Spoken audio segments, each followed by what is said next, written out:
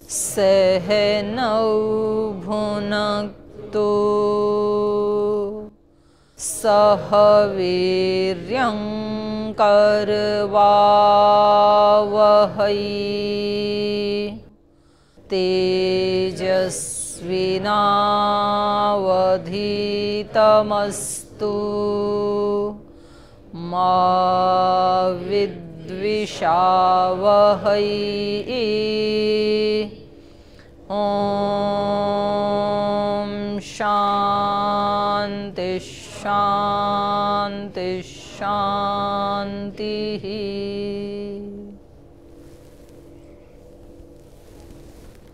पंचावयव के बारे में पढ़ रहे थे हम।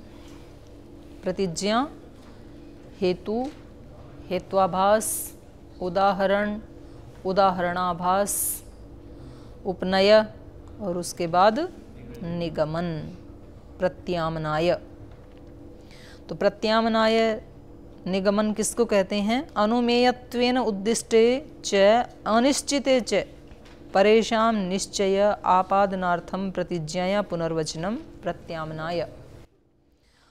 अनुमेयत्वेन उद्दिष्टे, अनुमेयत्व के रूप में जिसका उद्देश्य किया था, कथन किया था, और अनिश्चिते च, और उसका दूसरे के लिए अभी निश्चय नहीं हो पाया था, तो परेशान निश्चय आपादनार्थम, दूसरे के लिए निश्चय करवाने के लिए प्रतिज्ञा का जो पुनर्वचन किया जाता है वही प्रत्यामनाय है, निगमन है। प्रतिपाद्यत्वेन उद्दिष्टे च अनाश्रिते च परेशान हेत्वादिभिः अवयवैः आहित शक्तीनां परिसमाप्तेन वाक्येन निश्चय आपादनार्थम प्रतिज्ञाया पुनर्वचनम प्रत्यामनाय। उसी को ही खोल के और थोड़ा सा सरल करके बता रहे हैं। प्रतिपाद्यत्वेन उद्दिष्ट, प्रतिपाद्य के रूप में जो उद्देश्य किया गया, जो कथन किया गया कि हमें इसको प्रतिपादित करना है, इसको जानना है या जनाना है। अनिश्चिते च, जिसका अभी निश्चय नहीं हो पाया है, परेशान और किसी दूसरे व्यक्ति को, हेत्वादि भी अवयवैहि, हेतु आदि चार अवयवों के द्वारा, हेतु, उदाहरण, उपनय, इन उपनय चार अवयवों के द्वारा अहित शक्ति नाम माने साध्य ज्ञान की सामर्थ्य आने पर परिसमाप्तेन वाक्येन, परिपूर्ण वाक्य से, निश्चय आपादनार्थम, निश्चय होने के लिए या निश्चय कराने के लिए, प्रतिज्ञायाः पुनर्वचनम प्रत्यामनाय, प्रतिज्ञा का ही पुनर्वचन करना प्रत्यामनाय है, निगमन है। तो यहाँ निगमन के रूप में जो हम वाक्य लेके चल रहे थे वो क्या हो गया? तस्मात् द्रव्यम एव इति, इसलिए वायु द्रव्य ही है। वायु द्रव्यम, क्रियावत्वात् गुणवत्वाच्च, उदाहरण था यथा शरः, उपनय था तथेति, वायु वैसे ही है वायु भी, और उपनय हो गया तस्मात् द्रव्यम एव इति, इसलिए वायु द्रव्य ही है। नहीं एतस्मिन् असति परेषाम् अवयवानां समस्तानां व्यस्तानां वा तदर्थवाचकत्वम् अस्ति। अब ये बीच में यहाँ पर एक अंतर्निहित प्रश्न है। किसी के मन में ये प्रश्न आ सकता है कि भाई इसका पुनर्वचन करने की क्या आवश्यकता है प्रतिज्ञा की? उपनय तक अर्थ समझ में आ ही गया। उन्होंने कहा था ना कि तथा च वायु, वैसा ही वायु है। जैसे शर बाण गतिमान होने से द्रव्य है, वैसे ही वायु भी गतिमान होने से द्रव्य है। तो यहाँ तक पूरा हो गया ना, अर्थ समझ में आ गया दूसरे को। तो प्रतिज्ञा की जरूरत क्या है? तो कह रहे नहीं एतस्मिन् असति, कह रहे नहीं एतस्मिन् ही असति, इसके प्रत्यामनाय के न होने पर, परेशान अवयवानाम, इससे भिन्न जो अवयव हैं, चार अवयव ऊपर वाले, समस्तानाम व्यस्तानाम, सामूहिक रूप से या अकेले अकेले, तदर्थवाचकत्वम न अस्ति, उस अर्थ को पूरा पूरा नहीं कह पाएंगे। न है वो यहाँ के जुड़ जाएगा। गम्यमानार्थत्वात् इति चेत, यदि कहें कि नहीं अर्थ तो गम्यमान हो गया, उपनय तक ही हो गया, तो चार ऊपर के जो समस्त अवयव हैं वो बता देंगे। तो गम्यमानार्थत्वादिति चेत, अर्थ तो ज्ञात हो ही गया। ऐसा यदि कोई कहे तो निगमन व्यर्थ है, ऐसा यदि कोई कहे तो न, उसका ऐसा कथन ठीक नहीं है। अति प्रसंगात, फिर तो अति प्रसंग होने लगेगा। अति प्रसंग किस रूप में? कह रहे हैं तथा ही प्रतिज्ञानंतरम हेतु मात्र विधानम कर्तव्यम। यदि आप ये कहते हैं कि निगमन की कोई आवश्यकता नहीं है, तो कह रहे हैं फिर तो प्रतिज्ञा के बाद हेतु मात्र अभिधानम कर्तव्यम, प्रतिज्ञा के बाद बस हेतु का अभिधान कर दो। आगे के उदाहरण की उपनय की भी क्या आवश्यकता है? यदि हेतु आपने ठीक दे दिया और अपनी बात कह दी यदि आपने, तो इतने मात्र से ही अर्थ समझ में आ जाएगा। तथा ही प्रतिज्ञानंतरम हेतु मात्राभिधानम कर्तव्यम विदुषा अन्वय व्यतिरेक स्मरणात् तदर्थ गतिर भविष्यति इति। जो विद्वान लोग हैं वो तो आपने प्रतिज्ञा की, फिर उसका हेतु दिया, तो हेतु में ही वो अन्वय और व्यतिरेक व्याप्ति को देख लेंगे। आपने कहा कि द्रव्यम वायु और हेतु दिया क्रियावत्वात् गुणवत्वाच्च। अब ये अपने आप अन्वय से व्याप्ति लगा लेंगे। जो जो क्रियावान और गुणवान है वह द्रव्य होता है, जैसे कि शर, और जो जो क्रियावान गुणवान नहीं होता है वह द्रव्य नहीं होता है, जैसे कि सत्ता। तो ये अन्वय व्याप्ति जो विद्वान है वो तो अपने आप ही लगा लेंगे, अन्वय से व्याप्ति व्यतिरेक से व्याप्ति। तो कह रहे हैं विदुषा अन्वय व्यतिरेक स्मरणात्, अन्वय और व्यतिरेक व्याप्ति का स्मरण करके तदर्थ गतिर भविष्यति इति, उस अर्थ का उनको ज्ञान हो ही जाएगा जो आप बताना चाह रहे हैं। तो फिर तो आगे भी क्या आवश्यकता है? तस्माद् अत्रैव अर्थ परिसमाप्ति ही। तो इसलिए उन विद्वानों के लिए तो यही अर्थ की समाप्ति हो जाती है, प्रतिज्ञा और हेतु पे ही। तो फिर भी 5 अवयव क्यों करते हैं? तो क्योंकि वो विद्वान समझ सकते हैं ना।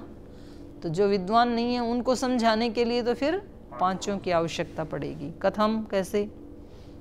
उदाहरण ले रहे हैं। अनित्य शब्द, दूसरा उदाहरण ले रहे हैं। शब्द अनित्य है।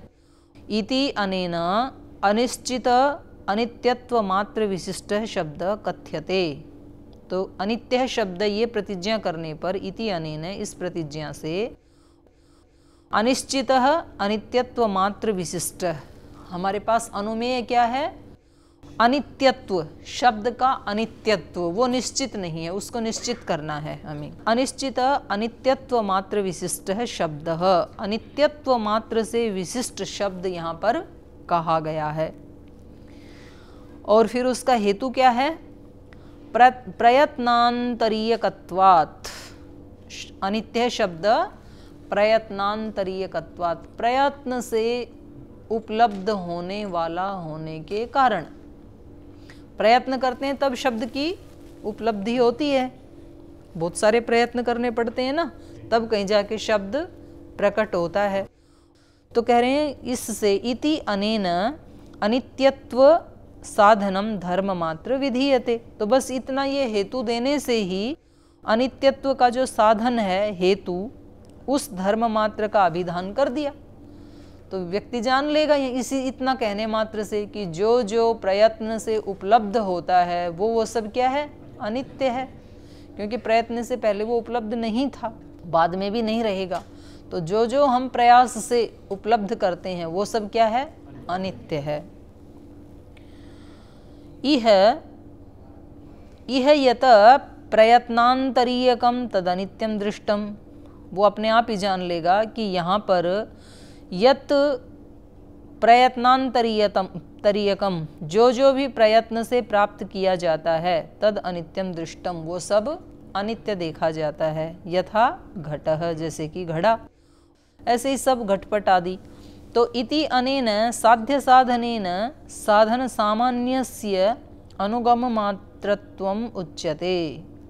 तो कह रहे हैं इति अनेन साध्य सामान्येन, तो ऐसा ये जो हेतु दिया इससे साध्य सामान्येन, सामान्य रूप से सभी साध्यों के साथ, केवल शब्द के साध्य के साथ ही नहीं, इसी प्रकार के जितने भी अनित्य साध्य हैं उन सब के साथ साधन सामान्यस्य अनुगम मात्रम उच्यते। तो जितने भी इस तरह के सामान्य रूप से जो साध्य हैं, अनित्य साध्य, उनके साथ साधन सामान्यस्य, सामान्य रूप से सभी हेतुओं के, साधन माने हेतु, सामान्य मतलब सामान्य रूप से, साधन सामान्यस्य, सामान्य रूप से जितने भी हेतु हैं, साधन हैं, उन सब का अनुगम मात्रम उच्यते, उनका अन्वय मात्र का यहाँ पर बोध करा दिया गया। भाई इन्होंने कहा अनित्य शब्द, शब्द अनित्य है, और हेतु क्या दिया? प्रयत्नांतरीयकत्वात्, प्रयत्न के बाद उपलब्ध होने से। तो अब यहाँ पर अपने आप ही व्याप्ति बना लेंगे लोग कि जो जो भी प्रयत्न से प्राप्त किया जाता है वो सब अनित्य होता है। जैसे कि घट पट गो ये वो सब वस्तुएं आ जाएंगी ना, शब्द से अनित्य जितने भी हैं, सामान्य रूप से शब्द के बारे में कहा, और हेतु भी सामान्य रूप से दिया, प्रयत्नांतरीयकत्वात्। तो सामान्य रूप से साध्य के साथ, सामान्य रूप से जो हेतु का, साध्य के साथ साधन का जो बोध कराया, तो वो सामान्य रूप से सब के लिए कह ही दिया गया। तो आवश्यकता ही नहीं है, ना तो कोई व्याप्ति बनाने की आवश्यकता है, ना कोई और प्रतिज्ञा करने की आवश्यकता है। इति अनेन साध्य सामान्येन साधन सामान्यस्य अनुगम मात्रम उच्यते, अन्वय मात्र का इसके द्वारा बोध करा दिया। सब अन्वय के जो उदाहरण बनेंगे अन्वय व्याप्ति के, वो सब इसके द्वारा कह दिए गए। और नित्यम प्रयत्नांतरीयकम दृष्टम, और अब उसका व्यतिरेक से व्याप्ति भी दिखा रहे हैं कि नित्यम, जो जो नित्य हैं वो अप्रयत्नांतरीयकम दृष्टम, वो अप्रयत्न से ही प्राप्त हुए देखे जाते हैं। जैसे उदाहरण देंगे इसका, यथा आकाशम, जैसे कि आकाश, आकाश नित्य है, तो आकाश को प्राप्त करने के लिए किसी को कोई प्रयत्न करना पड़ता है क्या? दिक् काल को प्राप्त करने के लिए कोई प्रयत्न करना होता है क्या? नहीं, वो अपने आप ही प्राप्त हैं। तो जो जो अनित्य हैं वो तो प्रयत्न से प्राप्त किए जाते हैं, और जो जो नित्य हैं वो अप्रयत्नांतरीयकत्वात्। तो ये व्यतिरेक से भी व्याप्ति बन गई यहाँ पर। नित्यम अप्रयत्नांतरीयकम दृष्टम, जो जो नित्य होते हैं वो अप्रयत्न से ही प्राप्त देखे जाते हैं। यथा आकाशम, जैसे कि आकाश। इति अनेन साध्याभावेन साधनस्य असत्वं प्रदर्श्यते।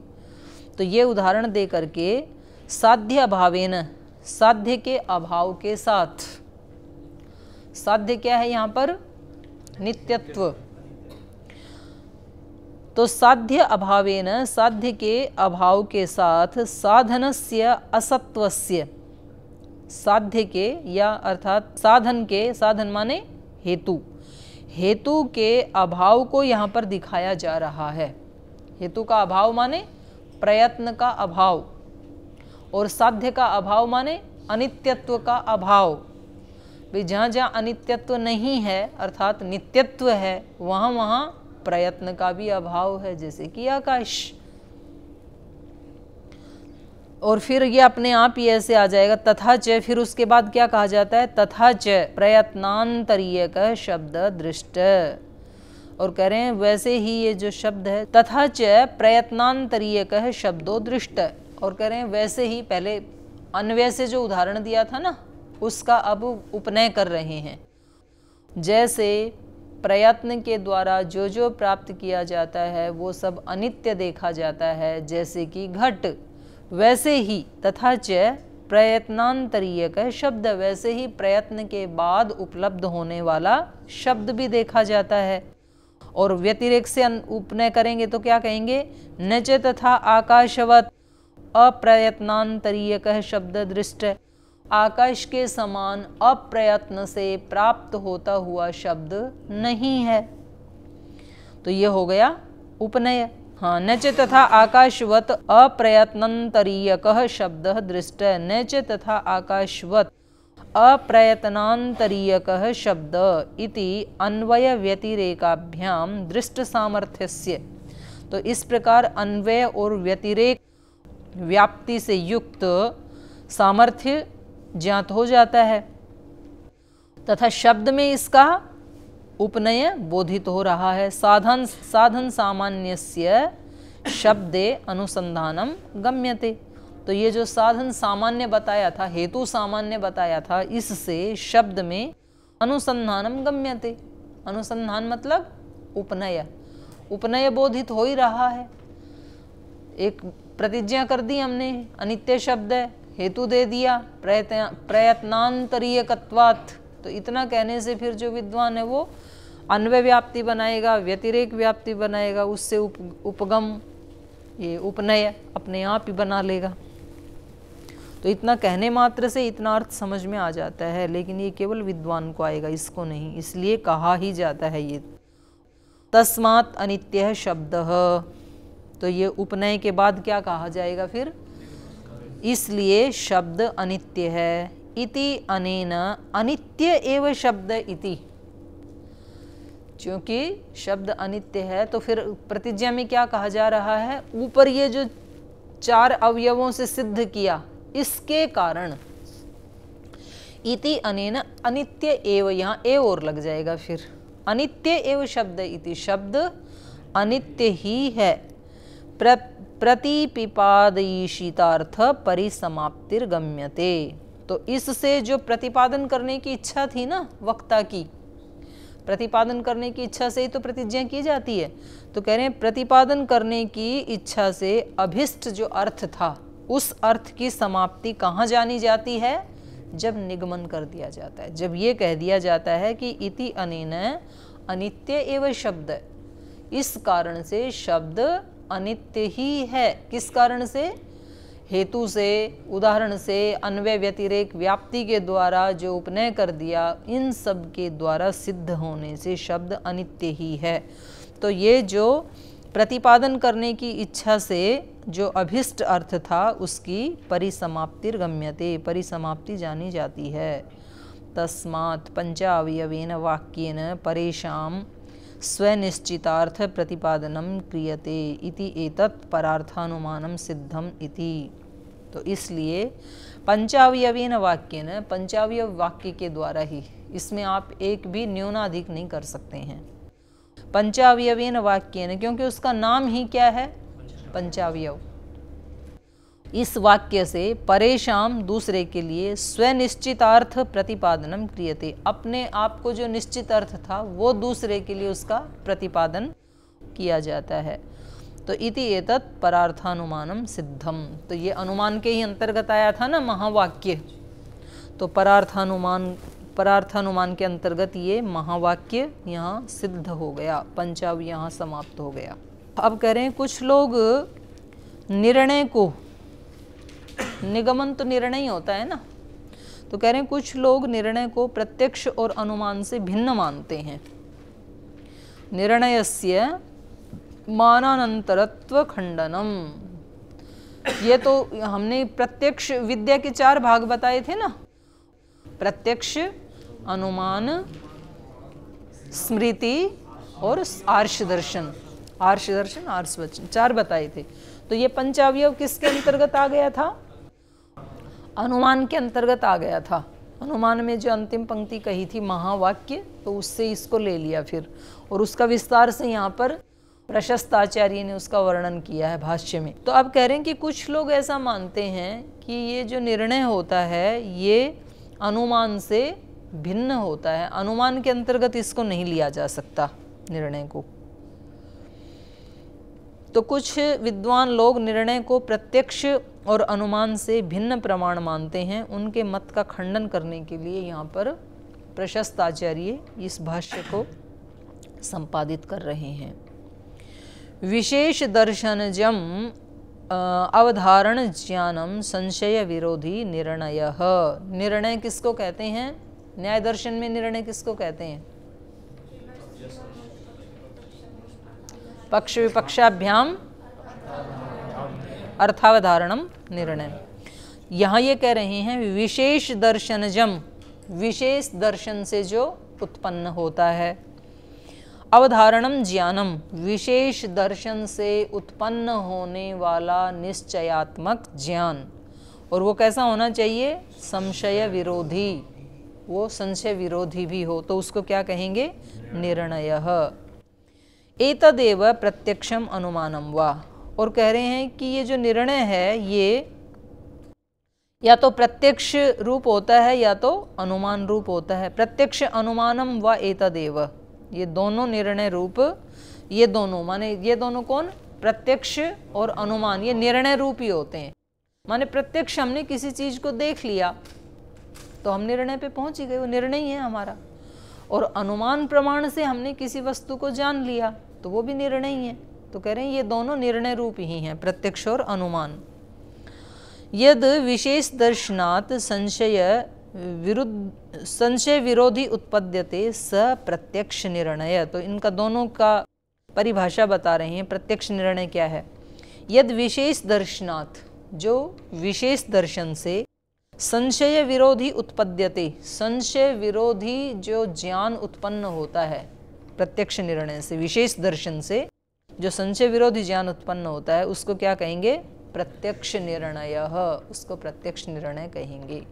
जैसे मान लो किसी योगी को आत्मा का संशय विरोधी ज्ञान हो गया, आत्मा और मन के विशेष संयोग से, विशेष दर्शन से, तो वो उसका प्रत्यक्ष निर्णय कहा जाएगा। या लोक में भी जैसे लौकिक उदाहरण दे रहे हैं, यथा स्थाणु पुरुषयोः ऊर्ध्वता मात्र सादृश्य आलोचनात् विशेषेषु अप्रत्यक्षेषु उभय विशेषा अनुस्मरणात् किमयं स्थाणु पुरुषो वा इति संशय उत्पत्तौ सत्यां शिरः पाणि आदि विशेष दर्शनात् पुरुष एव अयम् इति अवधारणं ज्ञानम प्रत्यक्ष निर्णयः। तो कह रहे हैं जैसे स्थाणु और पुरुष में ऊर्ध्वता मात्र सादृश्य आलोचनात्, उनकी ऊंचाई दोनों की बराबर थी, हाइट। तो उस हाइट मात्र को देखने से, ऊंचाई मात्र को देखने से, विशेषेषु अप्रत्यक्षेषु, और उसमें विशेष का प्रत्यक्ष हो नहीं पा रहा, उभय विशेष अनुस्मरणात्, अब ये दोनों के विशेष का अनुस्मरण कर रहा है कि यदि ये स्थाणु है तो इसमें कोटर आदि, कोई टहनी आदि, कुछ टेढ़ापन वो होना चाहिए। यदि ये मनुष्य है तो इसमें हाथ पैर आदि कुछ होने चाहिए।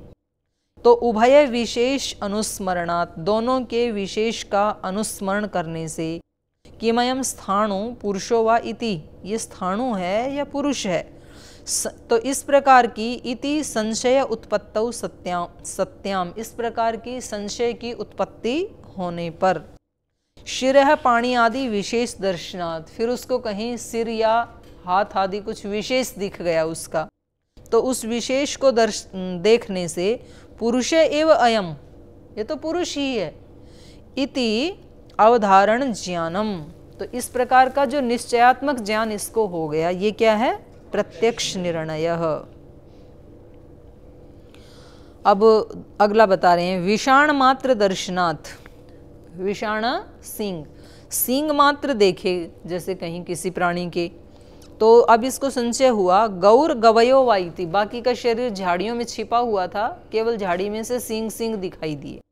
गौर गवयो वाइति संशय उत्पत्तौ, ये गाय है या नील गाय है, ऐसा संशय उत्पन्न होने पर, सासना मात्र दर्शनात्, फिर थोड़ा सा वो झाड़ियों में से इसको गलकंबल भी दिख गया, सासना भी दिख गया, तो सासना मात्र दर्शनात्, उस सासना के देखने से, अनुमान प्रमाण से क्या जाना इसने?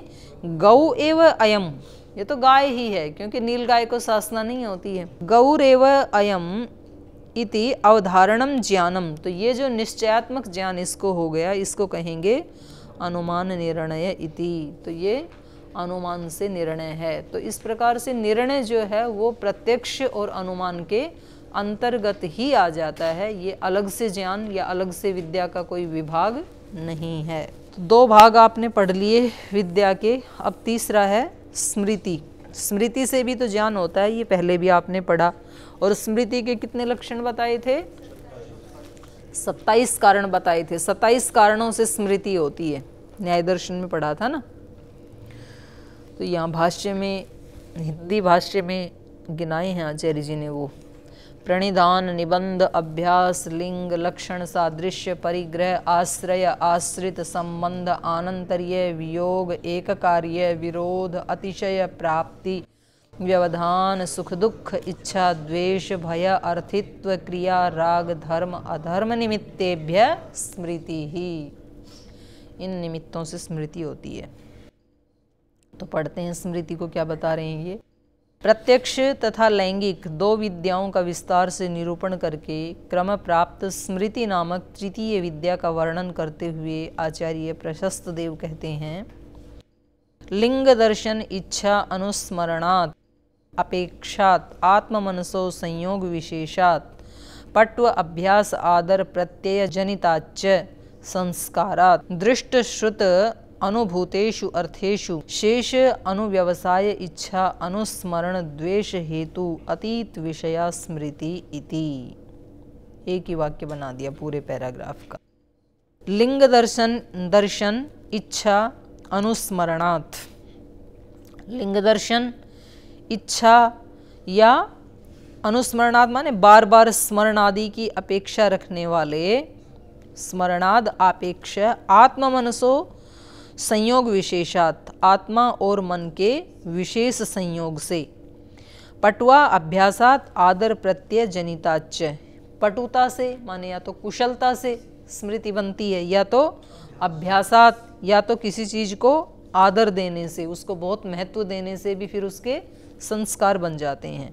तो पटव अभ्यास आदर प्रत्यय जनिताच संस्कारात्, पटुता से, अभ्यास से या बहुत अधिक महत्व देने से उत्पन्न होने वाले भावना रूपी संस्कार से, दृष्ट श्रुत अनुभूत अर्थेषु, देखे हुए सुने हुए या अनुभव किए हुए अर्थों में पदार्थों में, शेष अनुव्यवसाय इच्छा, शेष अनुव्यवसाय इच्छा उसके अनुव्यवसाय की इच्छा माने वो जो स्मृति है वो शेषानुव्यवसाय अर्थात परामर्श ज्ञान, इच्छा, अनुस्मरण और द्वेष हेतु अतीत विषया स्मृति इति। तो शेषा अनुव्यवसाय मतलब परामर्श ज्ञान, इच्छा मतलब इच्छा, अनुस्मरण माने अनुस्मरण और द्वेष की हेतु माने उत्पत्ति का कारण,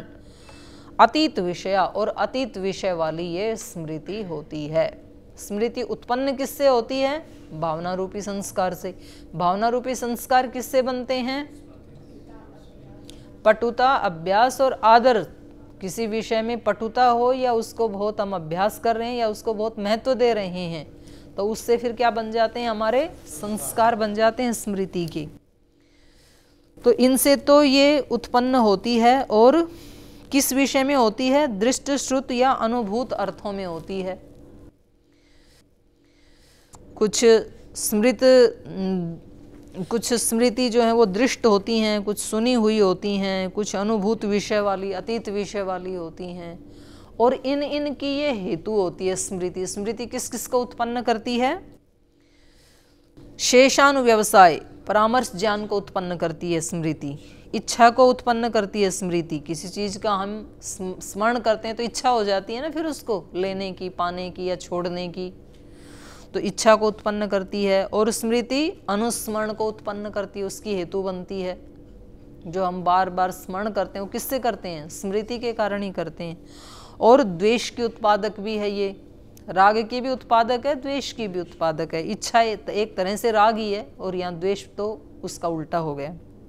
तो इनकी ये स्मृति कारण होती है। तो ये था स्मृति का।